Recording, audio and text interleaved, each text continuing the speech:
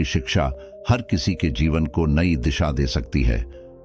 अगर आप भी इसे मानते हैं तो कमेंट्स में नमो बुद्धाय लिखना मत भूलिए। एक समय की बात है, नगर में एक व्यापारी रहता था। अपने और अपने परिवार के भरण पोषण के लिए वह नमक का व्यापार करता था। उसके परिवार में पत्नी और 2 पुत्र थे। व्यापारी के दोनों पुत्रों का स्वभाव बिल्कुल अलग था। जहां एक और बड़ा पुत्र बहुत ही संकोची और शर्मीले स्वभाव का था, उसे किसी से बात करने में भी शर्म आती थी, वहीं उसका छोटा पुत्र बहिर्मुखी स्वभाव वाला व्यक्ति था। वह किसी से भी अपनी बात कहने में कभी संकोच नहीं रखता था। लोग अक्सर बड़े पुत्र को भोला और बेवकूफ समझते थे। कई बार लोग उसके भोलेपन का फायदा भी उठा लेते थे और वह पलटकर कभी किसी को कुछ नहीं कहता था। व्यापारी अपने पुत्र के इस स्वभाव के कारण बहुत अधिक नाराज होता था। बातचीत न कर पाने और शर्मीले स्वभाव के कारण व्यापारी ने कई बार अपने पुत्र की पिटाई भी कर दी थी। हालांकि इस वजह से उसके पुत्र का स्वभाव सुधरने के बजाय और भी खराब हो गया। बचपन से ही बड़ा पुत्र बेहद परेशान रहने लगा था। उसके अंदर आत्मविश्वास की कमी हो गई थी। परीक्षा में वह आते हुए प्रश्नों के उत्तर भी अपने डर के कारण नहीं लिख पाता था। इस कारण उसकी शिक्षा भी ठीक ढंग से नहीं हो पाई। बड़ा पुत्र जब युवावस्था को प्राप्त हुआ, तब व्यापारी ने उसे अपने साथ व्यापार में हाथ बटाने को कहा। अपने पिता से डर के कारण वह व्यापार करने को तैयार हो गया, किंतु वह कई बार ऐसी गलतियां कर देता था जिससे व्यापारी बहुत अधिक नाराज हो जाता था। एक दिन व्यापारी किसी दूसरे काम के कारण शहर गया हुआ था। उस समय उसकी दुकान पर बड़ा पुत्र बैठा हुआ था। तभी कुछ लोग आए और उन्होंने बड़े पुत्र से कहा कि हमें तुम्हारे पिता ने भेजा है। उनका यह संदेश है कि इस समय दुकान में नमक की जितनी बोरियां रखी हुई है वह सब हमें दे दो। उन्होंने नमक की सभी बोरियों को शहर मंगवाया है। व्यापारी का पुत्र उनसे प्रश्न पूछने की हिम्मत जुटा ही रहा था कि वे दोनों आदमी दुकान के अंदर घुस गए और दुकान में जितनी भी नमक की बोरियां रखी थी सबको तांगे में रखा और लेकर चले गए। व्यापारी के पुत्र ने उन्हें रोकने का प्रयास किया, किंतु संकोच और शर्मीलेपन के कारण वह उन्हें कुछ कह नहीं पाया। उसने मन ही मन सोचा कि यदि मैं इन्हें नमक ले जाने से रोकूं तो पिताजी मुझ पर नाराज होंगे। कुछ समय बाद जब व्यापारी शहर से वापस आया तो खाली दुकान देखकर उसने अपने पुत्र से प्रश्न किया कि नमक की बोरियां कहां गई? यह दुकान इतना खाली खाली क्यों है? तब बड़े पुत्र ने धीमे स्वर में कहा कि कुछ लोग दुकान पर आए थे और उन्होंने मुझसे कहा कि आपने नमक की बोरियों को शहर मंगवाया है, और दुकान में से सारी बोरियों को निकाल कर लेकर चले गए। व्यापारी ने अपना सिर पीट लिया। उसने अपने पुत्र को दुकान से धक्का देते हुए कहा कि तू मूर्ख का मूर्ख ही रह जाएगा। वे लोग तुझे बेवकूफ बनाकर सारा सामान ले गए। तुमने मेरा बहुत भारी नुकसान करवा दिया। यहां से दूर भाग जाओ और घर वापस मत आना। यदि तुम वापस आए तो मैं तुम्हें पीट पीट कर सीधा कर दूंगा। व्यापारी का बड़ा पुत्र इस बात से बेहद दुखी हुआ। एक बार फिर उसके शर्मीले स्वभाव के कारण उसके पिता उससे और अधिक नाराज हो गए। साथ ही व्यापार में भी इतना नुकसान हो गया। उस समय नगर के सभी लोग व्यापारी के पुत्र पर हंस रहे थे और उसका मजाक बना रहे थे। उसे बहुत अधिक शर्मिंदगी महसूस हो रही थी। यही वह समय था जब उसने सोच लिया कि अब उसके जीवन में कुछ भी ठीक नहीं हो सकता है। वह सदैव मूर्ख का मूर्ख ही रह जाएगा और इस समाज में रह रहे लोगों के साथ कदम से कदम मिलाकर कभी नहीं चल पाएगा। व्यापारी का पुत्र नगर से बाहर आ गया और एक नदी के किनारे बैठकर खूब रोया। गहरे पानी को देखकर उसके मन में विचार आया कि अब उसके जीवित रहने का कोई फायदा नहीं है। उसने सोच लिया कि आज वह इस नदी में डूबकर अपने आप को समाप्त कर लेगा। असफल जीवन जीने से अच्छा है कि वह स्वयं को समाप्त कर ले। उसने जैसे ही नदी में छलांग लगाई, एक बौद्ध भिक्षु ने उसे बचा लिया और नदी से बाहर निकाल कर ले आए। व्यापारी का पुत्र बौद्ध भिक्षु पर नाराज होने लगा और कहने लगा कि तुमने मुझे क्यों बचाया? मैं इस असफल जीवन को जीना नहीं चाहता। बौद्ध भिक्षु ने उसे समझाया कि जीवन एक ही बार मिला है और यदि तुम जीवित ही नहीं रहोगे तो असफलता को खत्म करके सफल कैसे बनोगे? तब व्यापारी के पुत्र ने कहा कि मेरे जीवन बहुत अधिक समस्याएं हैं। यह सभी समस्याएं मेरे संकोची और शर्मीले स्वभाव के कारण हुई है। मैंने अपने पिता का नुकसान करवा दिया। मैं एक अच्छा पुत्र नहीं हूं। अपने स्वभाव के कारण मैं शिक्षा ग्रहण भी नहीं कर सका। यह सारा संसार मुझे मूर्ख समझता है। क्या किसी मूर्ख को इस संसार में जीने का अधिकार है? तब बौद्ध भिक्षु ने कहा कि तुम्हारे इस प्रश्न का उत्तर तो मेरे गुरु ही देंगे। चलो, मैं तुम्हें मेरे गुरु से मिलवाता हूं। व्यापारी के पुत्र ने कहा कि वह किसी से बात नहीं करना चाहता। आज वह अपना जीवन समाप्त कर लेगा। किंतु बौद्ध भिक्षु के बार बार समझाने के बाद वह उनके साथ जाने और उनके गुरु से मिलने के लिए तैयार हो गया। बौद्ध भिक्षु व्यापारी के पुत्र को आश्रम की ओर लेकर गए। वहां पर व्यापारी के पुत्र ने देखा कि एक व्यक्ति पेड़ के नीचे ध्यान मग्न बैठे हुए हैं। तभी बौद्ध भिक्षु ने कहा कि यह हमारे गुरु गौतम बुद्ध हैं। दोनों ने गौतम बुद्ध को प्रणाम किया।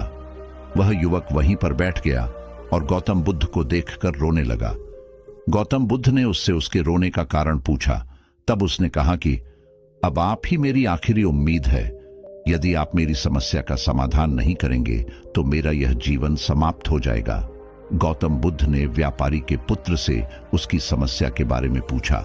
तब उसने बताया कि किस प्रकार वह बचपन से ही शर्मीले और अंतर्मुखी स्वभाव का है। इस कारण लोग उसे मूर्ख समझ लेते हैं और उसके पिता भी उससे प्रेम नहीं करते। तब गौतम बुद्ध ने युवक को शांत कराते हुए कहा कि मेरे पास तुम्हारी समस्या का समाधान है। तुम्हारा जीवन बहुत ही आसान हो सकता है। तब युवक ने कहा कि क्या सचमुच ऐसा हो सकता है? आप बहुत ही महान व्यक्तित्व प्रतीत होते हैं। आपके तो कई शिष्य हैं। हे गुरुदेव, मैं भी आपका शिष्य बनना चाहता हूं। क्या आप मुझे अपने शिष्य के रूप में स्वीकार करेंगे? गौतम बुद्ध ने कहा कि हाँ, अवश्य। युवक ने कहा कि ठीक है गुरुदेव, अब मुझे वह उपाय बताइए जिससे कि मेरा जीवन बदल जाए।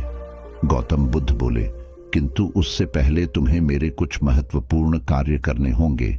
यदि तुम मेरा यह कार्य करो तब मैं तुम्हें कुछ ऐसे उपाय बताऊंगा जिनके कारण तुम्हारे जीवन में सब कुछ ठीक हो जाएगा और तुम्हारे पिता भी तुमसे प्रसन्न रहेंगे। गौतम बुद्ध ने उस युवक को कहा कि आज से 3 दिन बाद मैं तुम्हें ऐसे उपाय बताऊंगा जिससे तुम्हारा जीवन बदल जाएगा। किंतु 3 दिनों तक तुम्हें मेरे सभी कार्य करने होंगे। मैं जैसा जैसा कहूंगा, यदि तुम वह कार्य को करने में सफल रहे तो तीसरे दिन के बाद तुम्हारा जीवन बदल जाएगा। तुम्हारा पहला दिन कल से शुरू होगा। अभी जाओ और आश्रम में ही आराम करो। अगले दिन व्यापारी का पुत्र गौतम बुद्ध के पास पहुंचा और कहा कि हे गुरुदेव, मुझे पहले दिन का कार्य बताइए। तब गौतम बुद्ध ने कहा कि आज तुम्हें 10 अजनबी व्यक्तियों से बातचीत करनी है और उनका हाल जानना है। इसका लेखा जोखा शाम तक लेकर आना। व्यापारी के पुत्र को बड़ा ही संकोच महसूस हुआ, किंतु उसने गौतम बुद्ध को हाँ कह दिया। वह निकल पड़ा 10 अजनबी लोगों से बातचीत करने। शुरू में उसे बहुत अधिक संकोच हुआ। कई लोग तो उसे डांट कर भगा देते थे। उसके सामने अपना जीवन बदलने का यही एक उपाय था। आखिरकार कोशिश करते हुए उसने 10 अजनबी लोगों के नाम और उनके व्यापार का लेखा जोखा प्राप्त कर लिया। शाम को जब वह गौतम बुद्ध के पास पहुंचा तो प्रसन्नता के साथ उसने गौतम बुद्ध को बताया कि आज का कार्य उसने सही ढंग से पूरा कर लिया है। कुछ लोग तो उसके मित्र भी बन गए हैं। दूसरे दिन फिर वह युवक गौतम बुद्ध के पास पहुंचा। तब गौतम बुद्ध ने कहा कि आज का कार्य है, तुम आश्रम में रह रहे 10 शिष्यों को संबोधित करते हुए उन्हें जल के उपयोग के विषय में पढ़ाओ। गौतम बुद्ध की बात सुनकर व्यापारी का पुत्र हक्का बक्का रह गया। उसने कहा कि आप मुझसे किस प्रकार का कार्य करवा रहे हैं? मैं अपनी शिक्षा ठीक से पूरी नहीं कर पाया हूं। मैं यह कार्य नहीं कर पाऊंगा। तब गौतम बुद्ध ने कहा कि ठीक है, तब मैं तुम्हें उपाय भी नहीं बताऊंगा। व्यापारी के पुत्र ने प्रार्थना करते हुए कहा कि आप जानते हैं मेरी शिक्षा अधूरी है, फिर मैं किस प्रकार बालकों को शिक्षा दे सकता हूं? गौतम बुद्ध ने मुस्कुराते हुए कहा कि यहां सिर्फ मैं जानता हूं कि तुम्हारी शिक्षा अधूरी है, वे बालक नहीं जानते। तुम रोज अपने जीवन में जल का उपयोग करते हो, यही सब बातें जाकर उन बालकों को बतानी है। आखिरकार व्यापारी के पुत्र के पास कोई रास्ता नहीं बचा। हिम्मत जुटाकर वह उन बालकों के पास पहुंच गया।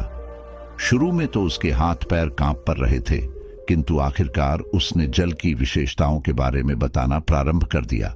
उसने बालकों को जल की 5 विशेषताएं बताइए और जल्दी से वहां से भाग आया। गौतम बुद्ध के पास आकर उसने कहा कि बहुत अधिक डर लग रहा था, किंतु मैंने बालकों को जल की 5 विशेषताएं बता दी हैं। गौतम बुद्ध ने कहा कि जो एक बार फिर कोशिश करके आओ। व्यापारी का पुत्र ने एक बार फिर हिम्मत जुटाई और बालकों को जल के विषय में पढ़ाना शुरू किया। इस बार व्यापारी के पुत्र को बिल्कुल डर नहीं लग रहा था। पूरे आत्मविश्वास के साथ बालकों को शिक्षा दी। तब गौतम बुद्ध ने युवक की प्रशंसा करते हुए कहा कि तुम अवश्य ही साहसी हो। गौतम बुद्ध से शाबाशी सुनकर वह युवक बहुत अधिक प्रसन्न हुआ। युवक तीसरे दिन जब गौतम बुद्ध के पास आया तो गौतम बुद्ध ने उससे कहा कि आज का कार्य तुम्हें थोड़ा अजीब लग सकता है, किंतु आज तुम्हें अपने पिता से मिलने जाना है। गौतम बुद्ध की यह बात सुनकर वह युवक बहुत अधिक डर गया। उसने कहा कि नहीं नहीं, मैं अपने पिता के सामने नहीं जाऊंगा। गौतम बुद्ध ने कहा कि ठीक है, तब मैं तुम्हें उपाय भी नहीं बताऊंगा। आखिरकार उस युवक को गौतम बुद्ध की बात माननी पड़ी। गौतम बुद्ध ने उसे समझाया कि अपने पिता के पास जाकर उनसे क्षमा मांगना और कहना कि तुम्हें एक और अवसर दे ताकि तुम स्वयं को बुद्धिमान साबित कर सको। उसे युवक ने बड़ी हिम्मत के साथ अपने पिता का सामना किया और उनसे क्षमा मांगी।